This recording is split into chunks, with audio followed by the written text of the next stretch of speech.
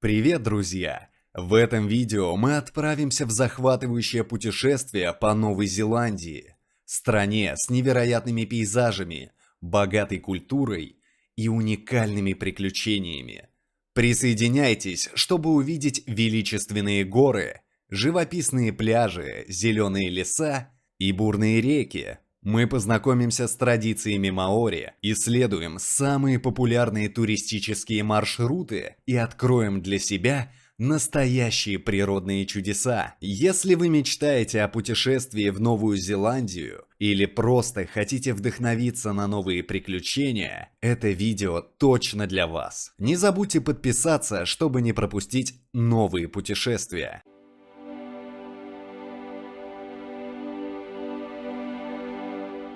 История Новой Зеландии начинается с заселения маори, которые прибыли на острова примерно в 13 веке из Полинезии. Маори принесли с собой уникальную культуру и язык, а также развили сельское хозяйство и ремесла, адаптируясь к местным климатическим условиям. В течение нескольких столетий они обосновались на обеих основных островах, создав сложные социальные структуры и укрепленные деревни Па.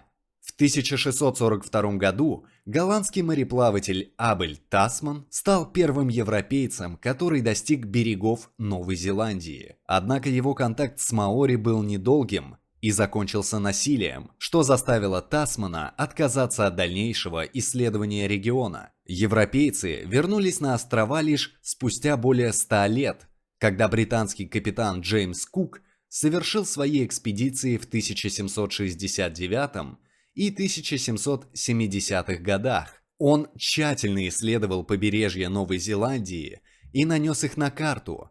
Экспедиции Кука стали поворотным моментом, после которого начались активные контакты между европейцами и маори. В последующие десятилетия Новая Зеландия стала важным пунктом для китобоев, торговцев и миссионеров.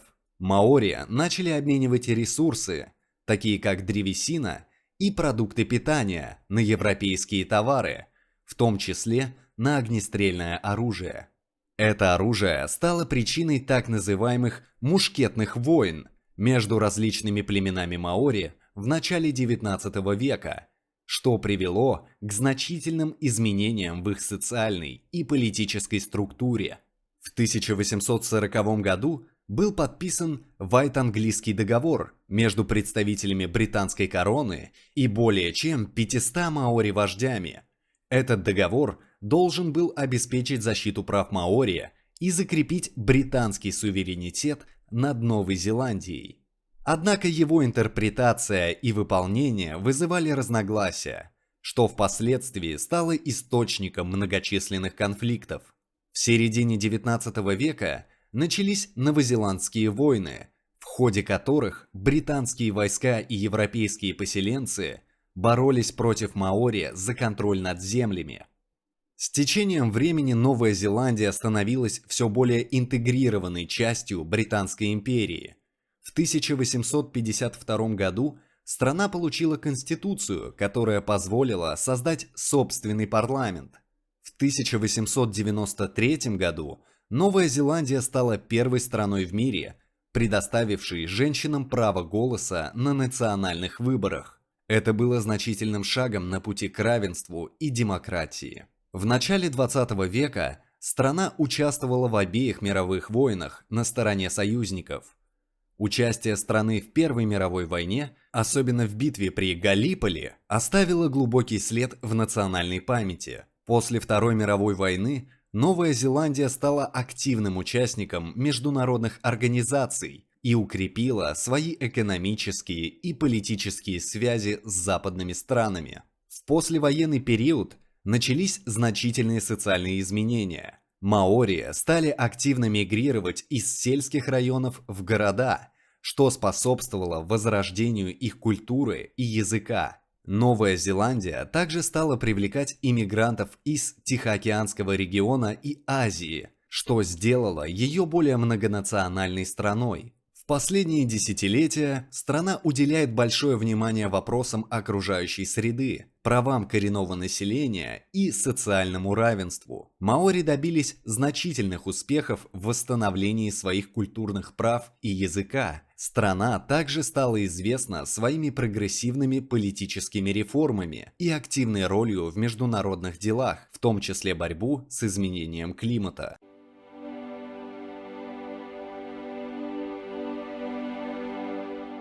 Новая Зеландия представляет собой архипелаг, который состоит из двух крупных островов – Северного и Южного, а также множество более мелких островов.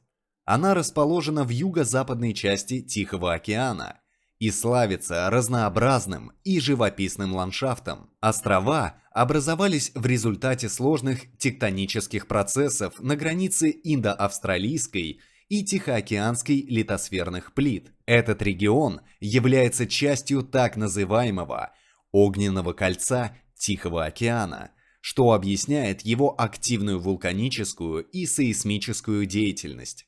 Северный остров характеризуется вулканическими плато, термальными источниками и обширными равнинами. На нем находится множество действующих и потухших вулканов, таких как Руапеху, Нгаурухоэ и Тангариро. Центральная часть острова занята геотермальными полями с гейзерами и горячими источниками, особенно в районе города Ротаруа. Береговая линия Северного острова извилистая, с заливами, песчаными пляжами и скальными утесами. Южный остров отличается более драматичным и гористым ландшафтом. Через всю его длину тянется Южный Альпийский хребет, который включает высочайшую точку страны – гору Аураки, высотой 3724 метра. Этот регион известен своими ледниками, такими как Франц Иосиф и Фокс, которые спускаются почти до уровня моря. На востоке острова простираются плодородные равнины Кентербери, а западное побережье характеризуется густыми лесами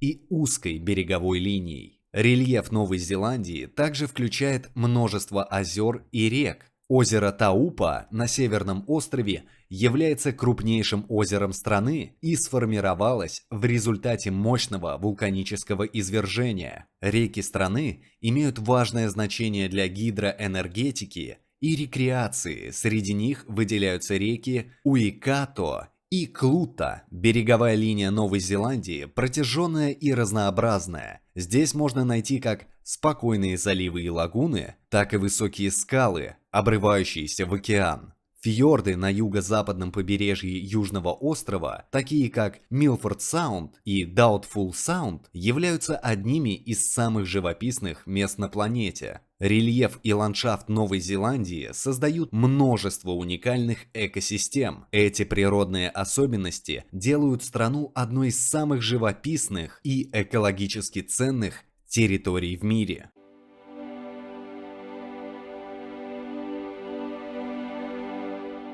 Климат Новой Зеландии является умеренным морским с выраженными региональными различиями из-за сложного рельефа и большой протяженности страны с севера на юг. Географическое положение в юго-западной части Тихого океана обуславливает частое воздействие ветров и воздушных масс, приносящих осадки и изменение температур. Протяженность островов и их рельеф создают широкий диапазон климатических условий, от субтропического климата на севере Северного острова до прохладного и даже альпийского на Южном острове. Лето в Новой Зеландии длится с декабря по февраль и характеризуется мягкой и теплой погодой. Температуры варьируются от 20 до 30 градусов Цельсия. В это время года на побережьях преобладает солнечная погода, однако в некоторых регионах могут быть внезапные дожди. Северные регионы, такие как залив Пленти и Окленд, ощущают влияние субтропического климата с высокой влажностью и частыми дождями.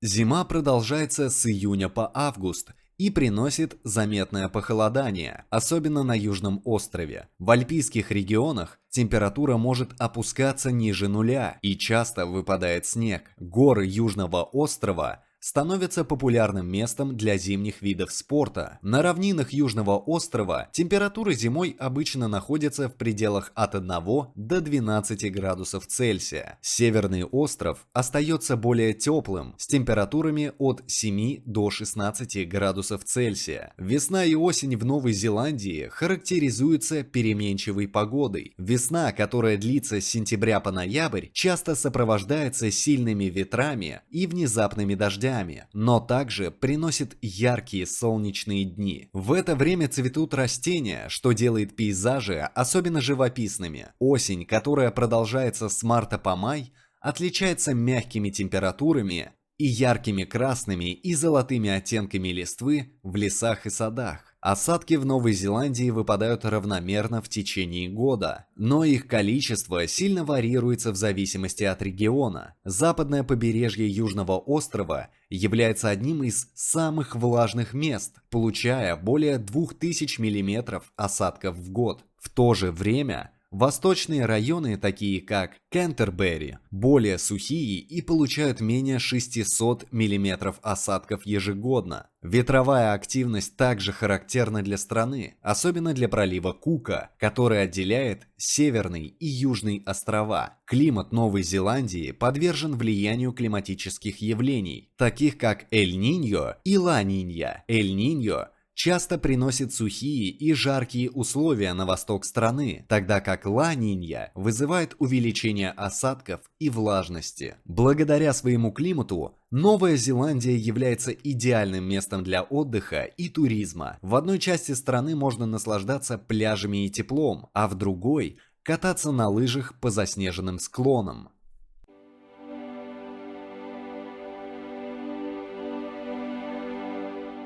Флора и фауна Новой Зеландии уникальны благодаря ее географической изоляции на протяжении миллионов лет. Острова отделены от других крупных земельных массивов более 80 миллионов лет, что способствовало развитию эндемических видов растений и животных. До прихода человека в Новой Зеландии отсутствовали сухопутные млекопитающие, за исключением летучих мышей, а птицы стали доминирующей формой жизни. Растительный мир Новой Зеландии богат и разнообразен. Около 80% всех видов растений являются эндемичными. В стране можно найти обширные леса с древовидными папоротниками и каури, гигантскими хвойными деревьями, которые могут достигать возраста в тысячи лет. Южные буковые леса характерны для более прохладных регионов Южного острова. Среди растений также выделяются подкарповые деревья, такие как тотара и риму, которые являются реликтовыми видами. На прибрежных территориях растут мангровые деревья и густые кустарники. Высокогорные районы покрыты альпийскими лугами и яркими цветами и травами.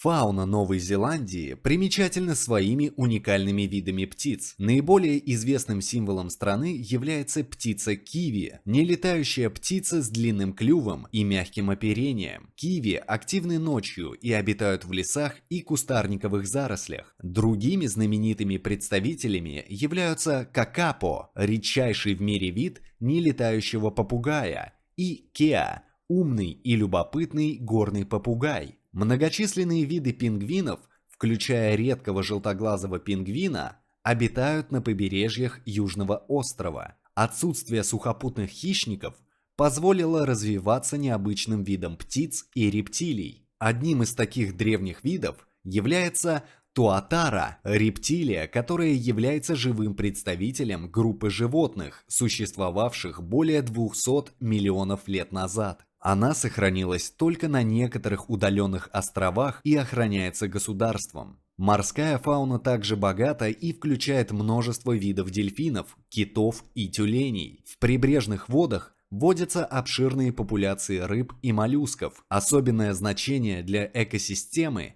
имеют коралловые рифы и морские водоросли, которые поддерживают разнообразие морских организмов. С приходом людей экосистема Новой Зеландии претерпела значительные изменения. Маори завезли собак и крыс, а европейцы принесли кроликов, кошек, горностаев и оленей. Это привело к вытеснению и исчезновению многих местных видов, таких как гигантские нелетающие птицы моа и гигантский орел хаст. Сегодня предпринимаются значительные усилия по восстановлению местных экосистем и защите эндемичных видов. Программы по созданию заповедников и охраняемых территорий стали важной частью природоохранной политики страны. Такие парки, как Национальный парк Фьордленд и Национальный парк Тонгариро являются домом для множества редких видов и служат важными объектами для исследований и туризма.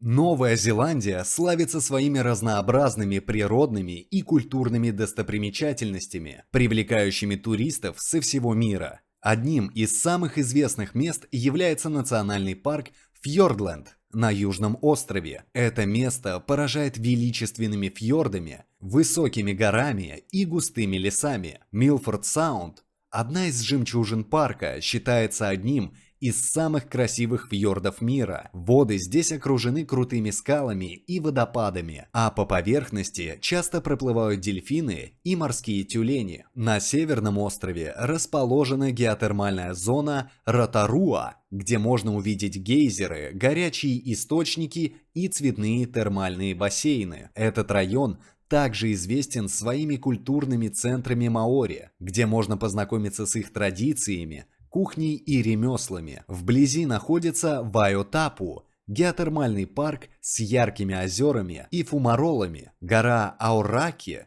является самой высокой точкой Новой Зеландии и популярным местом для альпинизма и пеших прогулок. В национальном парке Маунт-Кук туристы могут увидеть ледники Франца Иосифа и Фокса, которые спускаются почти до уровня моря. Эти ледники привлекают любителей экстрима и фотографов со всего мира. Для поклонников фильмов важной достопримечательностью является деревня Хоббитон, созданная для съемок фильмов «Властелин колец» и «Хоббит». Это место представляет собой тщательно воссозданный сет, где можно увидеть знаменитые хоббитские норы и прогуляться по зеленым холмам Шира. На южном побережье Южного острова расположены Катлинсы, регион с дикой природой, живописными водопадами и пляжами, где можно встретить редких желтоглазых пингвинов и морских львов. Пролив Кука, который разделяет северные и южные острова, является популярным маршрутом для морских прогулок и наблюдения за морской фауной. Столица страны Веллингтон славится своими музеями и культурными достопримечательностями. Музей Те Папа Тангарева является одним из лучших музеев в мире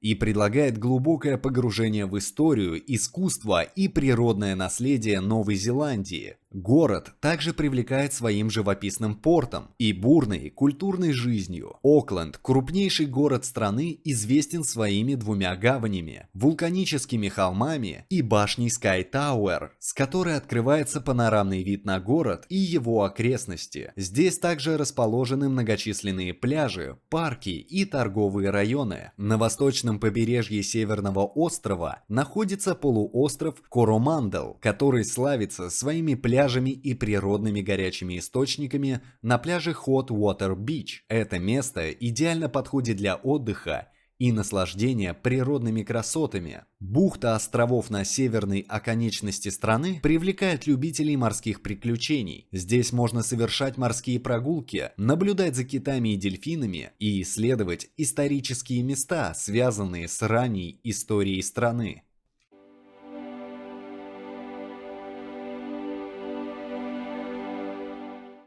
Население Новой Зеландии насчитывает около 5 миллионов человек и отличается значительным этническим и культурным разнообразием.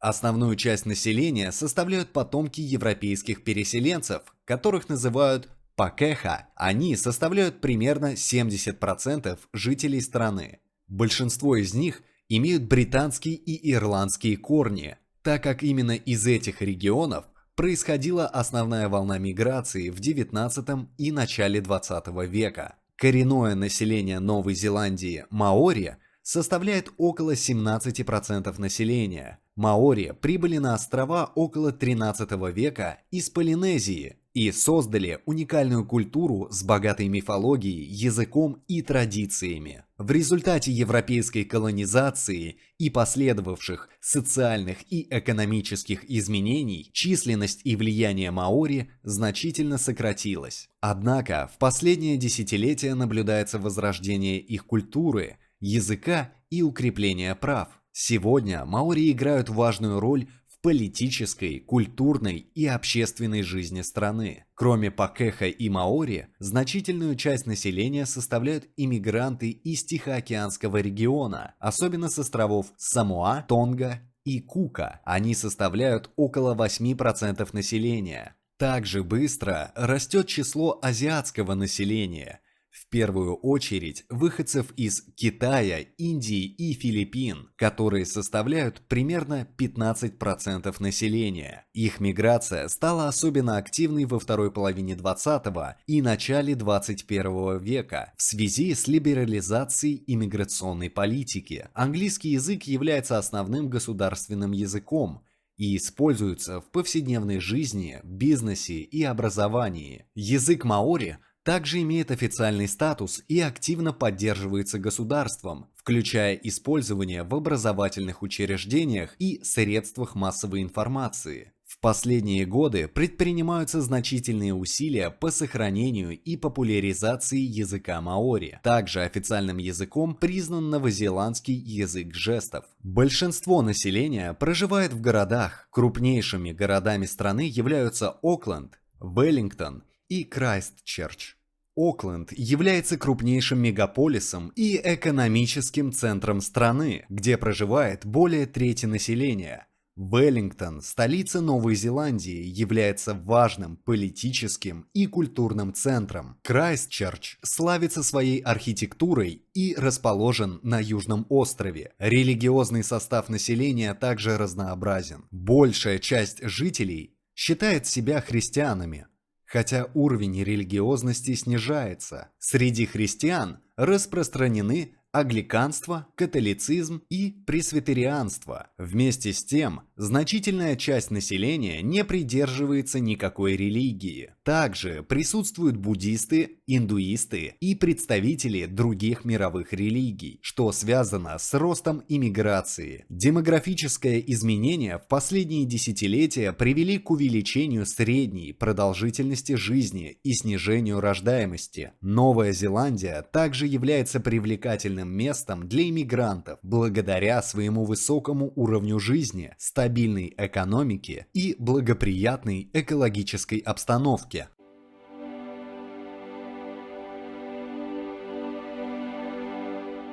Транспортная система Новой Зеландии хорошо развита и включает различные виды сообщения, которые обеспечивают удобное перемещение как внутри страны, так и за ее пределами. Автомобильный транспорт является наиболее популярным и широко используемым средством передвижения. Дорожная сеть страны насчитывает тысячи километров качественных шоссе и местных дорог, связывающих города, поселки и природные достопримечательности. В Новой Зеландии действует левостороннее движение. Для путешественников предусмотрена возможность аренды автомобилей, кемперов и мотоциклов, что делает поездки по стране более удобными. Общественный транспорт представлен автобусами, поездами и паромами. В крупных городах, таких как Окленд и Веллингтон, действуют разветвленные сети автобусных маршрутов, которые охватывают как центральные районы, так и удаленные пригороды. В Окленде также функционируют пригородные поезда, которые являются важным средством для ежедневных поездок местных жителей. Веллингтонская железнодорожная сеть обслуживает обширные территории региона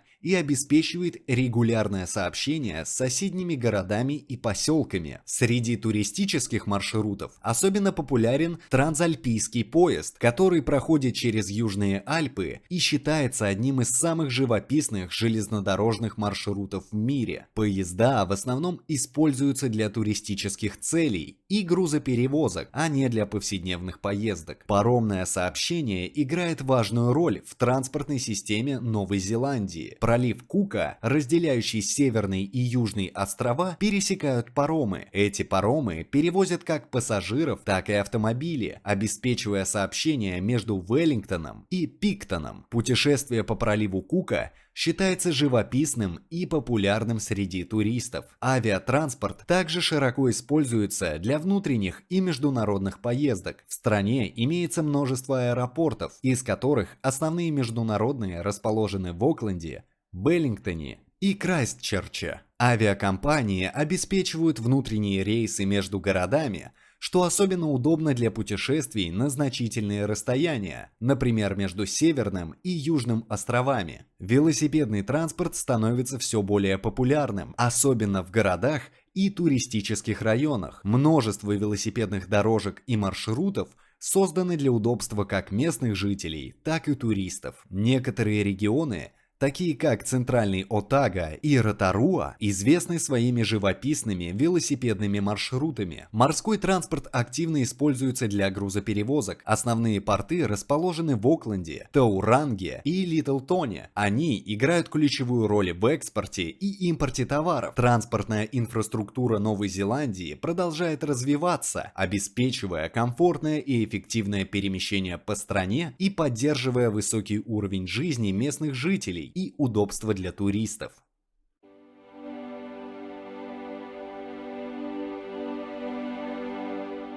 Развлечения в Новой Зеландии разнообразны и подходят для людей с разными интересами, от любителей экстремальных видов спорта до ценителей искусства и культурных мероприятий.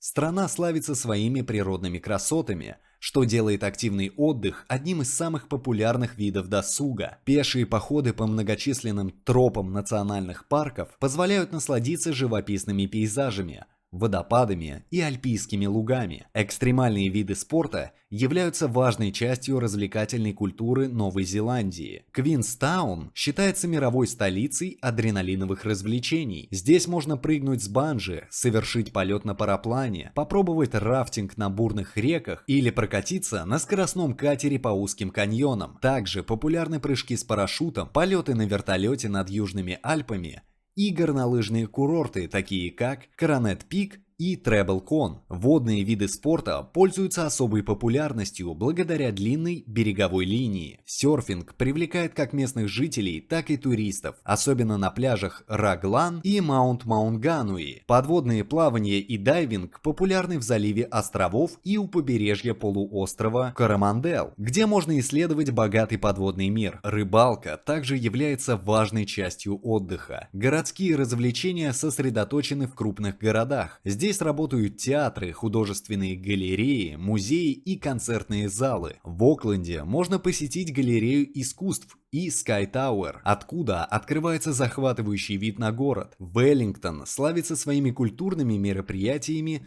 и киноиндустрией. Музей Тепапа Тангарева предлагает интерактивные выставки, посвященные истории и культуре Новой Зеландии. Культурные мероприятия и фестивали играют важную роль в жизни местных жителей. Фестиваль Пасифика в Окленде и Международный фестиваль искусств в Веллингтоне привлекают тысячи участников и зрителей. Традиционные праздники маори также являются популярными среди туристов, позволяя познакомиться с культурными танцами, музыкой и гастрономией. Для тех, кто ищет более спокойные развлечения, винные туры по регионам Мальборо и Хоукс-Бэй предлагают возможность продегустировать местные вина и насладиться живописными виноградниками. Также популярны термальные курорты Ротаруа и купание в горячих источниках на полуострове Коромандел. Семейные развлечения включают посещение зоопарков, аквариумов и природных парков. В Окленде работает зоопарк с богатой коллекцией местных и экзотических животных. Аквариум Келли Тарлтонс Sea Life позволяет увидеть разнообразных морских обитателей и даже погрузиться в аквариум с акулами. Ночная жизнь сосредоточена в крупных городах. В Окленде и Веллингтоне множество баров, ночных клубов и ресторанов предлагают разнообразные вечерние развлечения.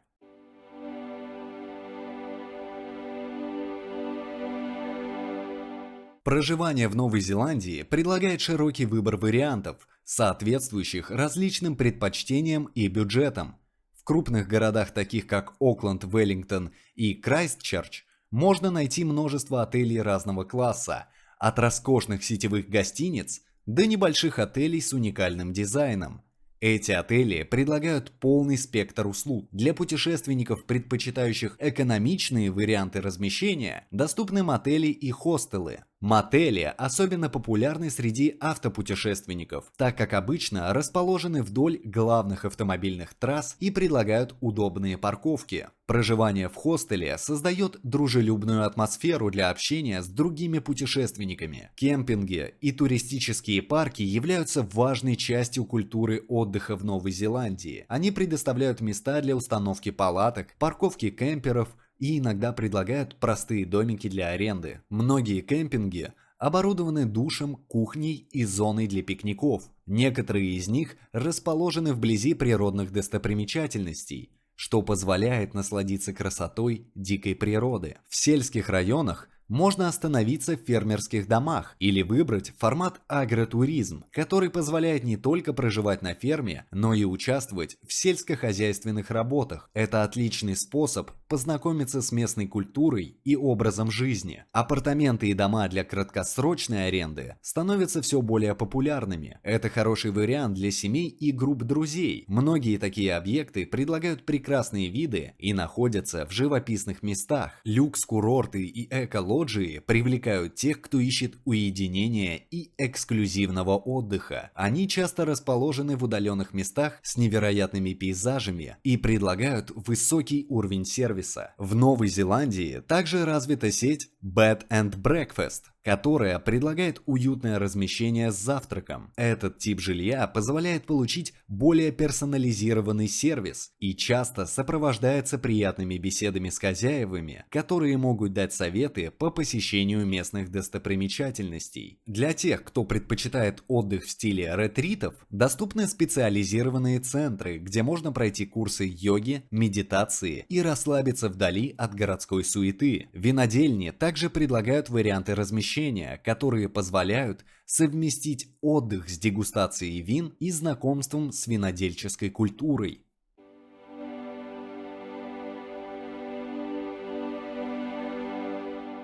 Добраться до Новой Зеландии можно в основном воздушным путем, так как страна является удаленным островным государством в юго-западной части Тихого океана. Международные рейсы прибывают в основные аэропорты страны, среди которых крупнейшим является аэропорт Окленда, расположенный на Северном острове. Также важную роль играют аэропорты Веллингтона и Крайстчерча, которые принимают международные и внутренние рейсы. Большинство путешественников добираются до Новой Зеландии через стыковочные рейсы из крупных авиаузлов Азии, Австралии и Ближнего Востока. Из Европы и Северной Америки обычно предлагаются маршруты с пересадкой в городах Сингапур, Гонконг, Дубай, Токио или Сидней. Прямые рейсы из некоторых крупных городов, таких как Лос-Анджелес и Сан-Франциско, также доступны, хотя их количество ограничено. Из Австралии добраться до Новой Зеландии проще всего благодаря большому количеству прямых рейсов из Сиднея, Мельбурна и Брисбена. Перелет занимает около 3 часов. Австралийские и новозеландские авиакомпании предлагают частые рейсы между этими странами, что делает этот маршрут удобным и популярным. Для путешественников из южной части Тихого океана существуют региональные рейсы из Фиджи, Самоа и Тонги. Эти направления обеспечивают связь Новой Зеландии с соседними островными государствами. Внутренние авиаперелеты позволяют быстро перемещаться между Северным и Южным островами, а также до удаленных городов и поселков. Морское сообщение с Новой Зеландией носит ограниченный характер и в основном используется для грузоперевозок, однако периодически организуются круизы из Австралии и других стран Тихого океана, которые позволяют путешественникам добраться до берегов Новой Зеландии морем. Визовый режим может требовать получения электронного разрешения для граждан некоторых стран. Этот процесс обычно прост и может быть совершен онлайн. Путешественникам также рекомендуется обратить внимание на карантинные правила, так как Новая Зеландия строго контролирует ввоз растений, продуктов и животных для сохранения своей уникальной экосистемы. Ну вот и подошло к концу наше путешествие по Новой Зеландии. Мы побывали в самых удивительных уголках этой страны, насладились ее природой, культурой и приключениями. Надеюсь, вам понравилось открывать для себя эту невероятную страну так же, как и мне. Если вам интересно узнать больше или посмотреть другие путешествия, не забудьте подписаться на канал и поставить лайк. А какие моменты из путешествия по Новой Зеландии вас по-настоящему удивили? Напишите в комментариях. До новых встреч и удачи в ваших собственных путешествиях!